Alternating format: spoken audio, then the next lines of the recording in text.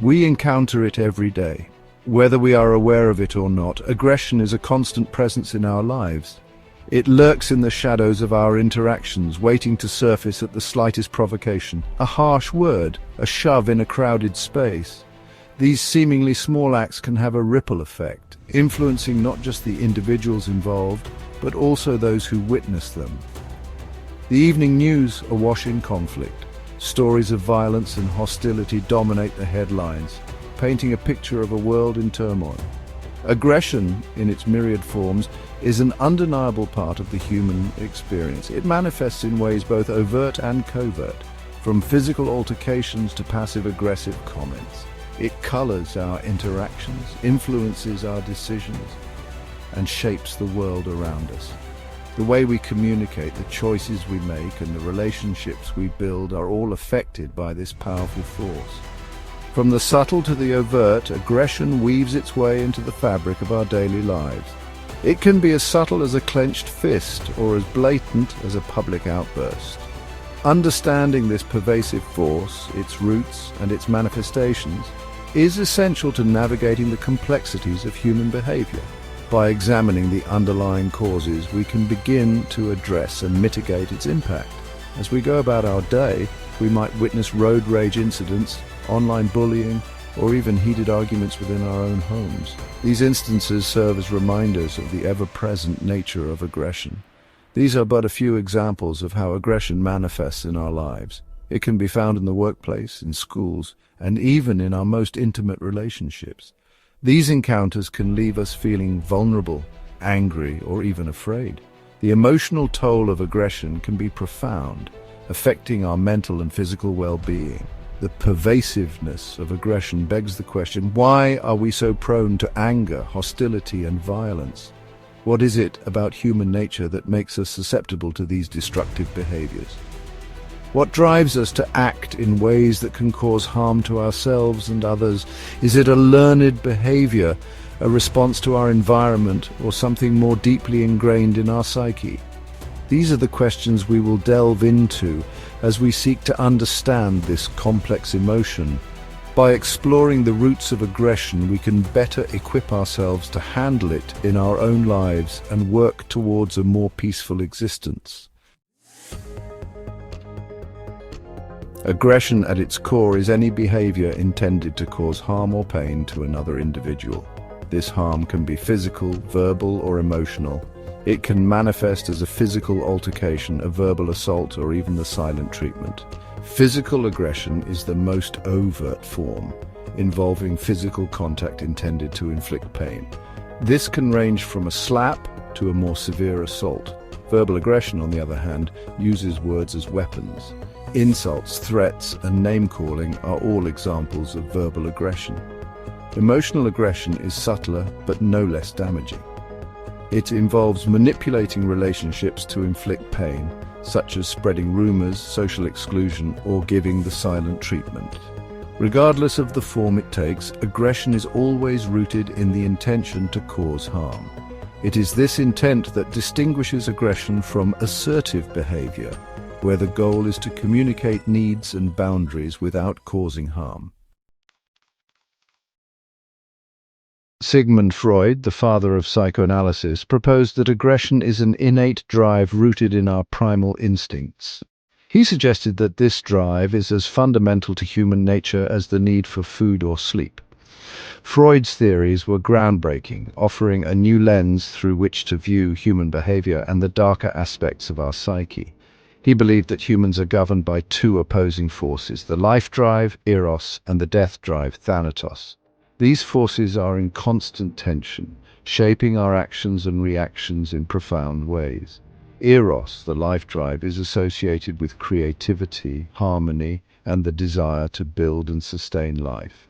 The life drive, as its name suggests, is responsible for our instincts for survival, procreation, and pleasure. It motivates us to seek out positive experiences, form bonds with others, and engage in activities that bring joy and fulfillment.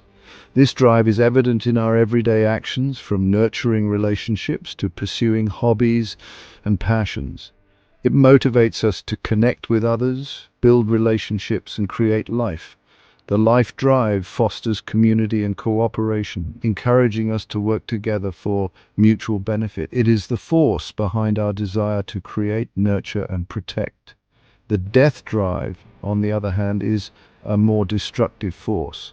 It represents our unconscious wish to return to a state of calm and non-existence, a drive towards self-destruction and chaos. This drive can manifest in various forms, from self-sabotage to outward aggression. Freud believed that this drive compels us towards death and self-destruction. It is a force that can lead to negative behaviors and emotions such as anger, envy, and hostility. The death drive is a reminder of the darker side of human nature, the part of us that struggles with inner turmoil and conflict.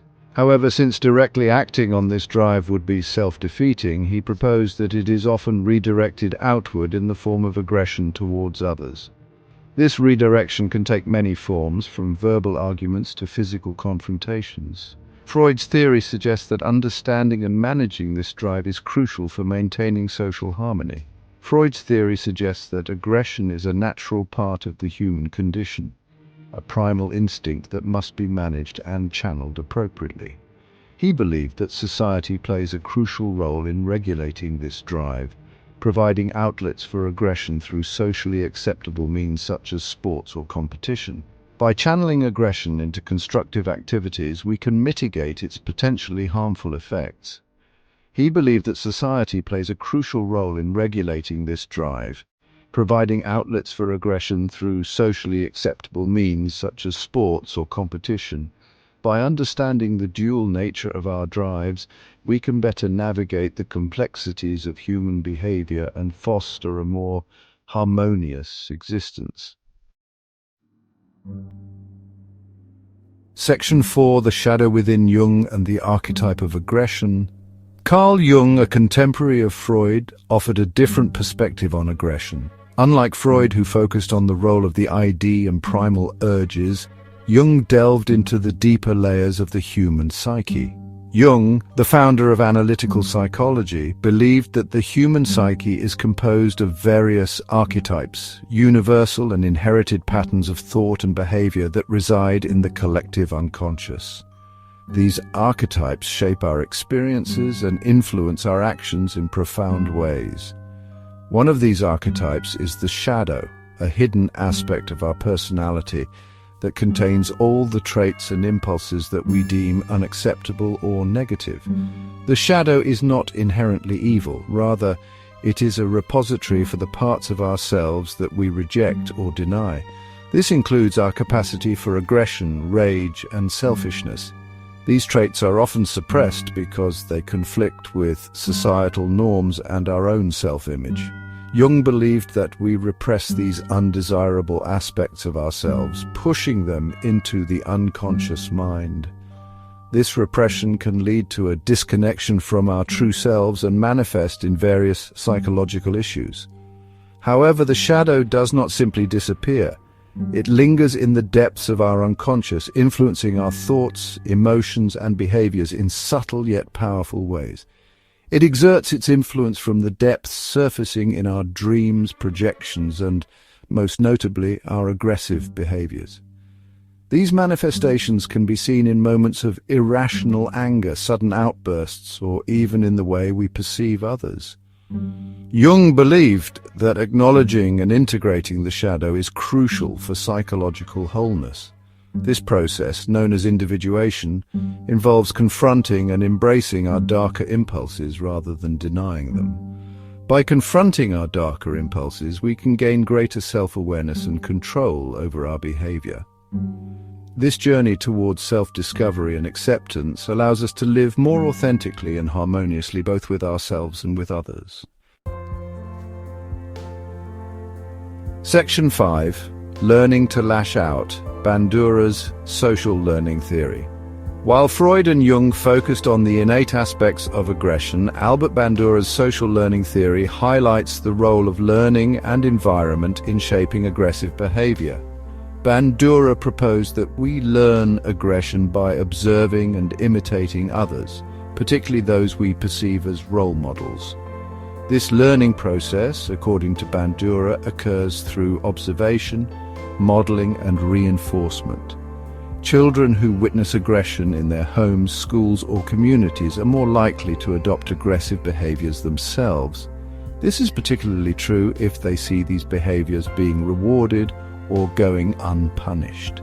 Bandura's Bobo doll experiment famously demonstrated this principle.